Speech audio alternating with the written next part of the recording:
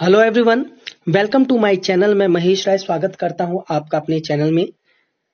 आज हम संगीत सम्राट बैजू बावरा का जीवन परिचय और संगीत में इनका योगदान के बारे में डिटेल में जानेंगे। तो चलो स्टार्ट करते हैं।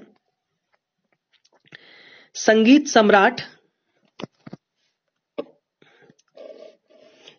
सम्राट बैजू बावरा का जन्म 1542 में जन्म है इनका और इनकी मृत्यु है 1613 ईस्वी में। भारत के ध्रुपद गायक थे। उनको बैजनाथ प्रसाद और बैजनाथ मिश्र के नाम से भी जाना जाता था। ठीक है, बैजनाथ प्रसाद, हीरा बैजनाथ प्रसाद और बैजनाथ मिश्र के भी नाम से जाना जाता था। वे ग्वालियर के राजा मानसिंह के दरबारी गायक थे। उनके जीवन के बारे में बहुत सी किंवदंतियां हैं जिन्हें ऐतिहासिक रूप से जांचा नहीं जा सकता। वैत्रवती और उर्वशी युगल सरिताओं के माध्यम विंध्याचल पर्वत की गगनचुंबी श्रेणियों के बीच बसा चंदेरी नगर महाभारत काल से आज तक किसी न किसी कारण विख्यात रहा है। महाभारत काल में भगवान श्री कृष्ण और राजा शिशुपाल के कारण और मध्यकाल में महान संगीत बैजू बावरा, मुगल सम्राट बाबर, बुंदेला सम्राट मेदिनी राय तथा मणिमाला के कारण यह इतिहास में अपना विशिष्ट स्थान बनाए हुए हैं। इनका जीवन परिचय। 16वीं शताब्दी के महान गायक संगीत तानसेन के गुरु भाई पंडित बैजनाथ का जन्म 1542 में शरद पूर्णिमा की रात एक ब्राह्मण परिवार में हुआ था।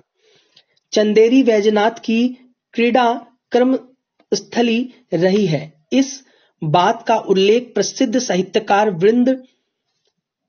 वृंदावन लाल वर्मा के मृगनयनी वे दुर्गावती जैसी ऐतिहासिक उपन्यासों में भी मिलता है। पंडित बैजनाथ की बाल्यावस्था से ही गायन एवं संगीत में काफी रुचि थी। उनके गले की मधुरता और गायन की चतुराई प्रभावशाली थी। पंडित बैजनाथ को बचपन में लोग प्यार से बैजू कहकर पुकारते थे। बैजू की उम्र के साथ साथ उनके गायन और संगीत में भी बढ़ोतरी होती गई। जब बैजू युवा हुए तो नगर की कलावती नामक युवती से उनका प्रेम प्रसंग हुआ। कलावती बैजू की प्रेयसी के साथ साथ प्रेरणा स्रोत भी रही। संगीत और गायन के साथ साथ बैजू अपनी प्रेयसी से प्यार में पागल हो गए। इसी से लोग उन्हें बैजू बावरा कहने लगे। तानसेन से मुलाकात। महान सम्राट अकबर संगीत एवं कला में रुचि रखता था। उसने अपने दरबार में संगीत व साहित्यकारों को आश्रय दिया। उसके दरबार में 36 संगीतकार व साहित्यकार थे। उनमें से तानसेन भी एक थे। तानसेन अकबर के दरबार के नवरत्नों में गिने जाते थे। इसी कारण में बैजू बावरा की संगीत साधना चरो उत्कर्ष पर थी। अकबर ने अपने दरबार में एक संगीत प्रतियोगिता का आयोजन रखा। इस प्रतियोगिता की यह शर्त थी कि तानसेन से जो भी मुकाबला करेगा वह दरबारी संगीतकार होगा तथा हारे हुए प्रतियोगी को मृत्यु दंड दिया जाएगा। कोई भी संगीतकार इस शर्त के कारण सामने नहीं आया, परंतु बैजू बावरा ने यह बीड़ा उठाया और तय किया कि तथा अपने गुरु हरिदास से आज्ञा प्राप्त कर संगीत प्रतियोगिता में भाग लिया। कहा तो यह तक जाता है कि संगीत की धुनों व रागों से आग और पानी भी बरसे। अंत इस प्रतियोगिता में बैजू की हार हुई, किंतु बाद में अकबर ने प्रसन्न होकर बैजू को अपने दरबार में रख लिया। बैजू बावरा अकबर के दरबार में रहने के बजाय ग्वालियर आ गए, जहां उन्हें सूचना मिली कि उनके गुरु हरिदास समाधि स्थल होने वाले हैं। वे अपने गुरु के अंतिम दर्शन के लिए वृंदावन पहुंचे और उनके दर्शन करने के पश्चात विभिन्न प्रकार की आपदाओं का सामना करते हुए अपने जीवन के अंतिम पड़ाव में कश्मीर नरेश की राजधानी श्रीनगर पहुंचे। उस समय उनका शिष्य गोपाल दास वहां दरबारी गायक था। फटेहाल बैजू ने अपने आने की सूचना गोपाल दास तक पहुंचाने के लिए द्वारपाल से कहा तो द्वारपाल ने दो टूक जवाब दिया कि उनके स्वामी का कोई गुरु नहीं है। यह सुनकर बैजू को काफी आघात पहुंचा और वे श्रीनगर के एक मंदिर में पहुंचकर राग ध्रुपद का गायन करने लगे। बैजू के श्रेष्ठ गायन को सुनकर अपार भीड़ उमड़ने लगी। जब बैजू की खबर कश्मीर नरेश के पास पहुंची तो वे स्वयं भी वहां आए तथा बैजू का स्वागत कर अपने दरबार में ले गए। कश्मीर नरेश ने गोपाल दास को पुनः संगीत शिक्षा दिए जाने हेतु बैजू से निवेदन किया। राजा की आज्ञा से उन्होंने गोपाल को पुनः संगीत शिक्षा देकर निपुण किया। अंतिम समय कला और बैजू का प्रेम प्रसंग जितना निश्चल अद्वितीय व दुखद था, उनका अंत उसकी भी दुखद घटना से हुआ। कहा जाता है कि बैजू को अपने पिता के साथ तीर्थ के दर्शन के लिए चंदेरी से बाहर जाना पड़ा और उनका विदोह हो गया। वे बाद में भी नहीं मिले।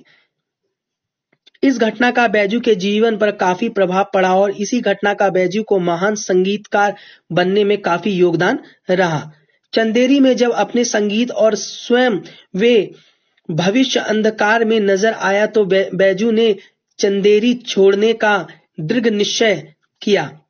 ग्वालियर के महाराज मानसिंह को कला एवं संगीत से अत्यधिक प्रेम था। उन्होंने बैजू बावरा को अपने दरबार में रख लिया तथा अपनी रानी मृगनायनी की संगीत शिक्षा की जिम्मेदारी बैजू को सौंप दी।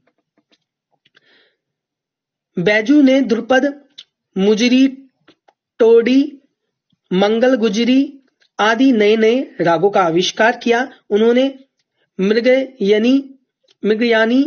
मृगनयनी को संगीत में निपुण कर संगीतचार्य बनाया तथा बाद में दरबार छोड़कर अपने गुरु हरिदास के पास चल दिए।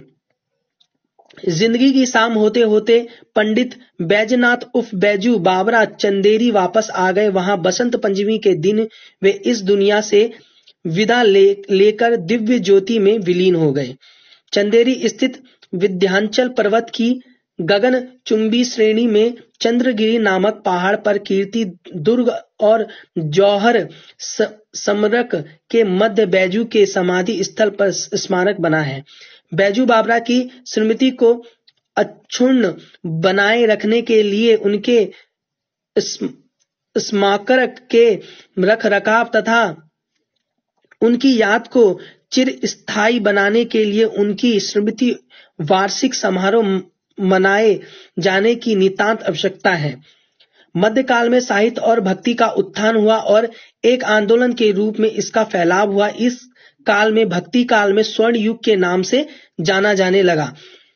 इस काल में संगीत और साहित्य के राजकीय संरक्षण भी प्राप्त हुआ। भक्ति काल के प्रतिपादकों में महासंत रामानुज, रामानंद, नानक, कबीर, सूरदास, मीराबाई, मीरा, तुलसीदास, रैदास अनेकानेक संत रहे हैं। तो यही थी आज की डिटेल पूरी संगीत सम्राट बैजू बावरा की। मुझे उम्मीद है आपको अच्छा लगा होगा और मेरे चैनल को भी आप सब्सक्राइब कीजिए, शेयर कीजिए, कमेंट कीजिए, लाइक कीजिए। कोई प्रॉब्लम है तो वो बताइए, कोई एडवाइस है तो वो बताइए। तो थैंक यू एवरीवन।